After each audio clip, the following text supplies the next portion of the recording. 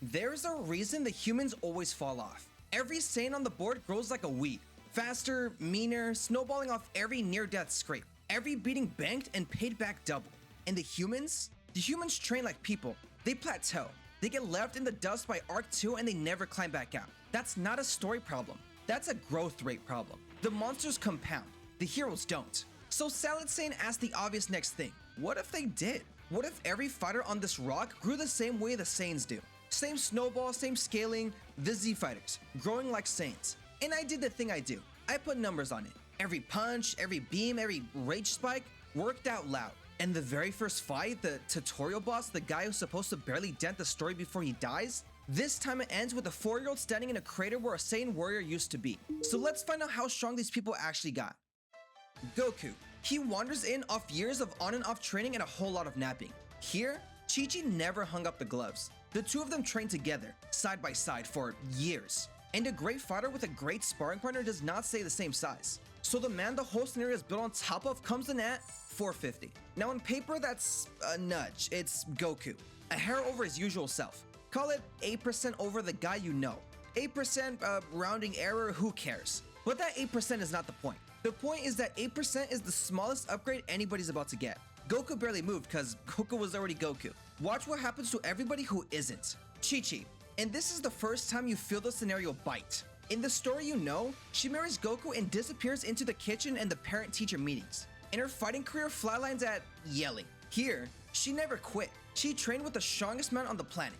Every day for, again, years. She is the one who had to actually carry and raise Gohan, so she loses real time to that. And she wasn't grinding quite as hard as Goku in the first place. 2 handicaps built right in. And she still lands at 350. The housewife, the one who took maternity leave from being strong, is running within striking distance of the single strongest person this planet has ever produced. She is currently 3/4 of prime Goku while raising a toddler. Somebody give this woman a scouter and an apology. And then there's the kid. Gohan's too young for real training. Nobody's disputing that. But too young in this house means mom and dad are both fighters. And both of them fold them into it anyway. A little sparring, a little control work, bonding mostly. And that trickle of early training puts a preschooler on the power board at 50. 50! A 4-year-old. I want you to physically hold on to that because it is a lie. It is the calmest, most controlled number I will say all day. Krillin and Roshi. Package deal. And there's a great little wrinkle in how they get there. Roshi looks at himself, looks at his own funeral coming and goes, "You know what to fix my training regimen? Not being 100 years old." So he does the King Piccolo move. Summons the dragon, wishes his youth back, body of a young man, centuries of technique still loaded in it. That alone yanks his number hard. And Krillin's been grinding at his side the whole time, so the two of them end up dead even at 400 apiece. 400, which puts Goku at about 1.12 times the both of them. Krillin, the guy whose entire brand is villain fodder, 12% off of Goku. And the old man got there by wishing the aging away and then doing cardio. That is the single most efficient training arc in franchise history, and it's just sitting in the background of somebody's what if. So that's the room. Goku, 450. Roshi and Krillin, 400. Chi-Chi, 350. A literal child at 50. Everybody's dangerous. Hold that whole picture, because it's about to walk face first into a wall. The wall's name is Raditz, and here's the cruel part. Raditz did not get the memo, because Raditz doesn't need one. He's already a Saiyan. He grew like a Saiyan on his own the entire time. So when he touches down, hunting his little brother and clocking the tailed kid as a half-Saiyan nephew worth stealing, he lands at a flat 1200. And now look at your beautiful buffed up room. Goku, your ceiling, your ruler, the strongest person on the planet, 450. Raditz is 1200. That is not close. That is Raditz sitting at almost triple your best guy. And everybody else is a step below Goku.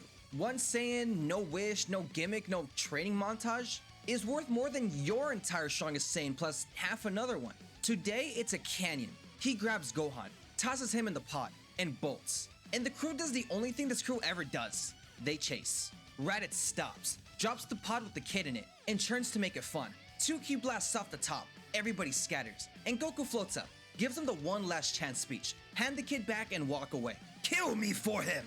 Which is, tactically, an incredible thing to say in front of the mother, cause Chi-Chi hears, "I'll die before I give your son back." And something in her lets go.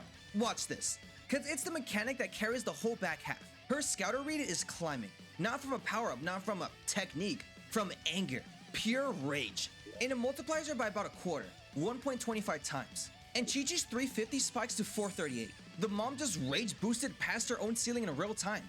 and Raditz's little scouter is beeping like, why is the human getting bigger? Yeah, buddy, new rules. Goku and Chi-Chi go in together, and this is where the training pays off. Perfect synergy. Two fighters who've sparred every day for years, reading each other without a word. They rock him, and Goku charges his signature, and I finally get a number I can build on. The Kamehameha runs a 2.2 multiplier off the caster's base, so Goku's 450 times 2.2, 990. And Chi-Chi's not out, she fires her own, but she's firing off the rage number now. The boosted 438 times the same 2.2, 964. Two Kamehamehas in the 900s, off a couple who, in the real story, were a napping fighter and a homemaker. Raditz plants his feet and eats it and holds, cause he's 1200, and 1200 still tops a single 960, but he is working now. He's not bored anymore. Then Krillin and Roshi close the trap. They shove him from behind, back towards the couple, and drop their own combined Kamehameha at that 400 base. 2.2 again, 880. So now count the beams in the air. 990, 964, 880. Three separate Kamehamehas, all crashing into one Saiyan at once, and the collision detonates. Raditz gets welded between the mom's beam and the monk's beam, with no good way out. And in the smoke, Goku finds the tail, the off switch, grabs it, clamps down, pins him, and calls the shot. Everybody, now. And Raditz does the smart, ugly thing. Brother, I'll change. Let me go, we're blood. Goku hesitates, cause Goku always hesitates. It's his best trait and also his worst one. But Raditz can see three other fighters winding up, and a hesitating Goku is still a Goku with a grip on his tail. And if that grip doesn't come off in the next second, he dies right here. So he screams and he cuts his own tail off, slices clean through it to get free. It's agony, and it costs him the transformation forever, and it works. He's loose, no weak point, back in the air. And Goku sees it for exactly what it was. There was never a change of heart, and he goes right back to work on them. Except now the anger's fueling Chi-Chi, the Kamehamehas keep coming, and Raditz is finally actually losing ground. They could take this. They just need one more push. The push is 4 years old. Back at the pod, there's an explosion, and it's not the rage yet. That's the part I need you to catch. The pod breaks because Gohan, calm, sitting at that little 50, is already strong enough to crack a Saiyan pod open with his bare hands like a walnut. He climbs out into the crater and he watches his parents swarming a monster, the thing that kidnapped him. And he hears Raditz spit the warning. More Saiyans are coming, stronger ones. And the fear and the fury hit the exact same nerve at the exact same time. And the number moves off of 50 base. Here's where it stops being cute. Times 40, 2000, times 40, a 4-year-old. From a standing 50 rage spikes to 2000, which sails clean past Raditz's 1200 like the Saiyan standing still. The canyon-wide gap I made such a big deal about 3 minutes ago. A preschooler just cleared it by 800 points on a screen. Raditz's scouter catches it and he churns.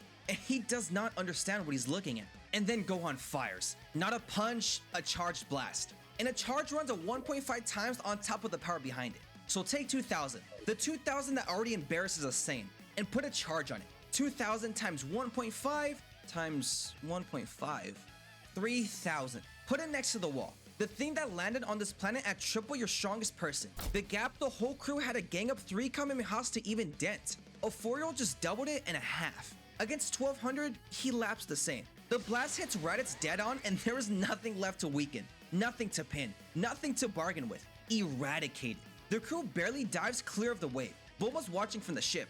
And crouched low behind all of it, covert, is Piccolo, weighted down, biding his time. Showed up to see if he was even needed, watching a toddler put a Saiyan in the ground and quietly rethinking his entire life. Because in this world, he was raised by 2 fighters instead of 1 absent legend, and that head start didn't add a little. It multiplied into a number that solo clears the fight the entire cast almost died to survive.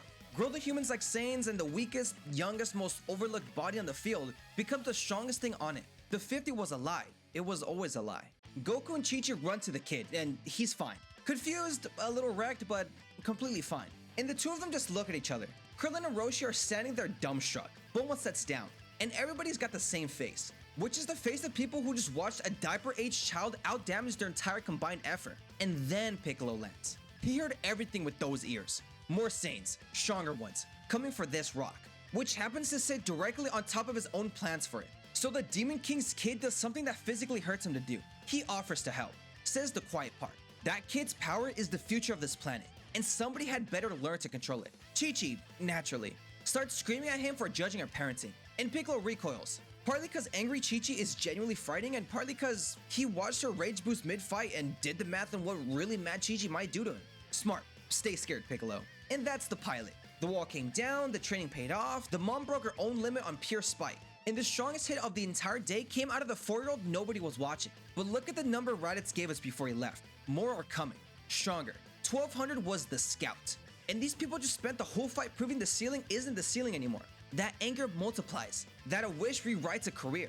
That a kid on the sidelines is a bum with a nap schedule. So the real question isn't whether they were ready for Raditz. They lapped him. The question is what those numbers look like when the crew that's actually scary shows up. But that's a problem for the next part of this. And I've got a lot more math to do before then. Catch you where the good Saiyan splits ya.